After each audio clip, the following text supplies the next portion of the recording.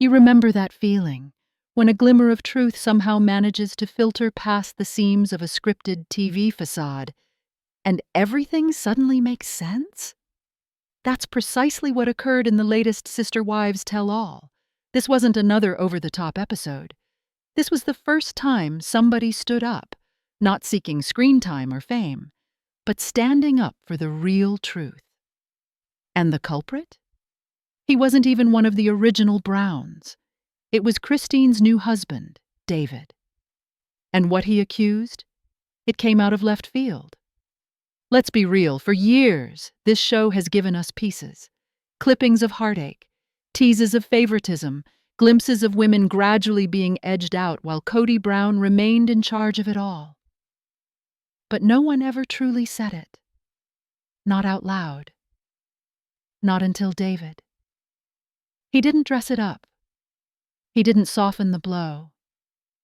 He looked straight into that camera and called it what it really was. A setup built on power, control, and competition. Not love. Not fairness. Not faith. Pure control. Hi friends, I'm Anya. Welcome back to Reality Recap. If you're new here, don't forget to hit that subscribe button and click the bell so you don't miss a single truth bomb. We're peeling back the curtain on what's truly been happening behind this so-called plural love story. And please, leave your thoughts in the comments. Because after what David shared, there's no unhearing it. David did not grow up in this family. He didn't invent living room cameras, coordinating wallpaper, or the weekly "This is how polygamy is done" pep sessions. He came in with open eyes. And that was what set him apart. Yes, he was Christine's new husband, but he also knew. He had experienced it through his sisters, through their stories, their suffering, their flight. Two of David's older sisters grew up in a polygamist community in Mexico. Not precisely the same one as Christine's, but close enough. And what he saw there, it never left him. He witnessed men manipulating women against each other, dictating how they would feel, what they would think, what they could be. He saw his sisters disintegrate under that sort of pressure, and then muster the strength to run, to reassemble, to reclaim their lives. That never left him. So when he began dating Christine, he entered guarded. He didn't white-knuckle her history. He didn't accept the notion the Browns were simply complicated. He knew the warnings, the emotional scarring, the terror. And when he finally sat down in front of that tell-all camera, he did what no other man in this narrative ever had. He told the truth. All of it. No filter. For years, we've watched Kody Brown play the part. The energetic, loud-talking, rule-bending patriarch who claimed to love all his wives equally. But hiding behind that meticulously crafted mask was a man whose desperate need to control defined every aspect of the family dynamic. And after David spoke it aloud, you couldn't unknow it. Kody's problems weren't communication issues or difficult times like he so fondly insists. His actions ran down every checklist for emotional abuse, gaslighting, repeatedly. How many times did we see Christine open up, attempt to communicate her hurt, only to have Kody turn it around, to center it on jealousy, to accuse her of being too emotional? He'd avoid responsibility, deny her truth, and get her to feel crazy for desiring the most fundamental things: love, respect, fairness. Favoritism? That wasn't some little behind-the-scenes secret. It was out there in plain sight. Robin was always the exception. Other rules, other treatment. While the rest of them fought merely to be heard, she got the complete husband experience. And when she was called out, Kody didn't own it. He simply pretended the rest of them hadn't done well enough to deserve his love. Then came David. He didn't game, he didn't spin. He told what no one else dared to, that this wasn't about personality conflicts, It was a calculated setup. The drama, the war between the wives, not coincidence, not happenstance. It was planned. Because men like Cody excel when women are too busy bickering with one another to get together.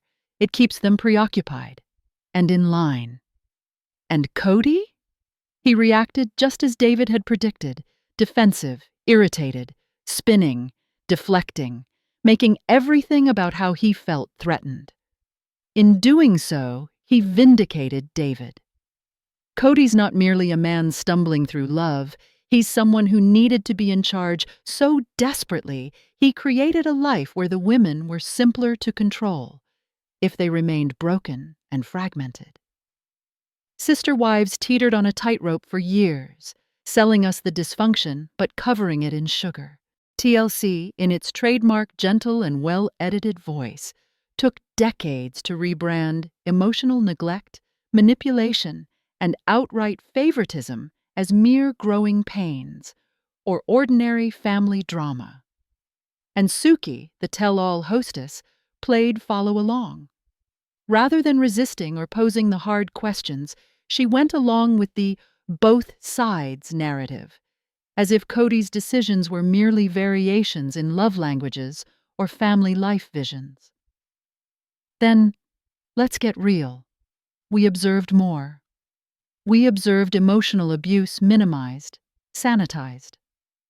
When Christine cried, telling of years of having been discarded and unloved, it wasn't addressed as a survivor taking back her voice. It was painted as old grudges. And when Janelle expressed her anger at being shut out emotionally, that was defined as her just being stubborn or difficult.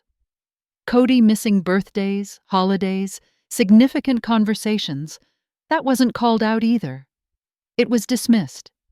Just miscommunication, growing apart, personality differences. But the reality was worse than any of that. This wasn't a communication issue, it was control.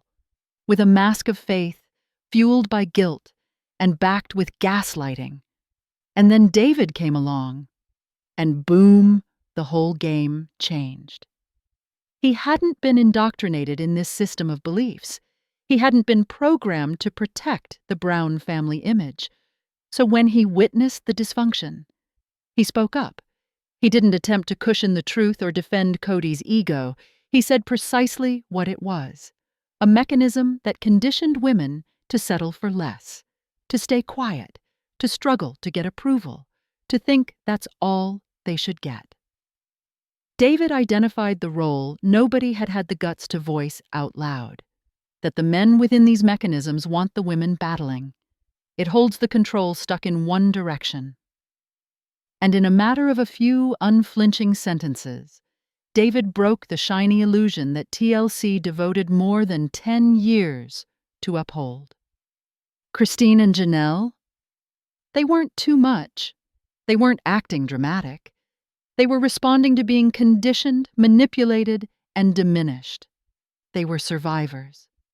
And finally, someone on that tell-all couch said the thing we've all been yelling at our screens for years. Christine is finally living in her truth, and it's written all over her. She carries herself differently now, lighter, stronger, freer. Her laugh is bigger. Her words are bolder. For the first time in her life, she's with a man where she's not only safe, she's loved. David doesn't merely put up with her voice. He appreciates it. He listens to it. He honors the journey she's been on. And that sort of love? It's not fireworks. It's healing. Healing not only from Cody, but from a whole system of belief that said to remain small, remain grateful, and remain silent. And Cody, he still can't cope. Even to this day, long after she's gone, he's not allowing her to walk away peacefully. His common tactic on the tell-all? To distort Christine's healing into bitterness, to label her strength as jealousy. He actually said Christine is still trying to be like Robin. He actually thinks her healing is some kind of sick competition. It's crazy. Cody's so deep in his own ego, he can't comprehend that Christine didn't leave because of Robin. She left because of him, because he quit trying, because he quit showing up.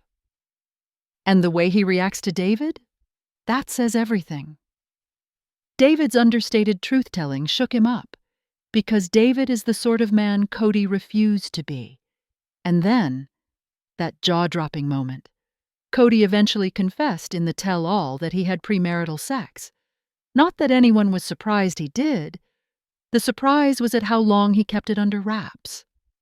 For decades, Cody acted as the Brown family's moral compass, the one who kept the line between religious values and sex held high, especially when his wives were around. But in secret, there were secrets, big ones. He'd only ever told it to Robin and Mary, keeping Janelle and Christine totally in the dark. Why? Because the truth would have ruined the godly reputation he'd created. In their religion, premarital sex isn't merely a mistake. It's a grave offense, one that could have endangered his marriages, one that could have sullied his church reputation. And the hypocrisy? It's deep-rooted. The same person who watched as Robin delivered an emotional, tearful speech on national TV regarding how her first marriage had ruined her virginity, how broken and worthless she was left feeling. While Cody sat there, in silence, acting like he didn't carry his own past. He punted shame and guilt on the women, made them bear the burden of purity, of sacrifice, all while keeping his own decisions under wraps. And then there was the moment that froze everyone in place. Suki asked a straightforward question about his history, and Cody immediately shut her down. "We're not discussing my sexuality. No one had even referenced that yet." He shut that door so swiftly and so violently, it felt as though something raw had been touched. And fans? They saw through it. Why the urgency? Why so defensive? What truth is he trying to keep in? Whether it's ego, insecurity, or something much deeper, one thing became acutely clear in that moment. Kody Brown has always been more devoted to guarding his reputation than telling the truth. And in the end, it was David, the outsider, the new husband, the man with no connection to the past, who did what no one else on that couch had the guts to do. He shattered the illusion that this was about love or even equality, the illusion that polygamy was merely a different kind of family. David pulled back the curtain and revealed the fundamental truth. It was never about unity. It was about control. It was about silence. It was about power. And hearing that truth, not from a wife still stuck in the dynamic, not from a host attempting to walk a thin line, but from someone standing outside the destruction and opting to call it out, that landed differently. There was no spin, no gloss, no TLC varnish, just truth. David didn't just speak for Christine. He spoke for every woman who was ever told to shut up, to settle, to keep the peace. And this time, the silence didn't prevail.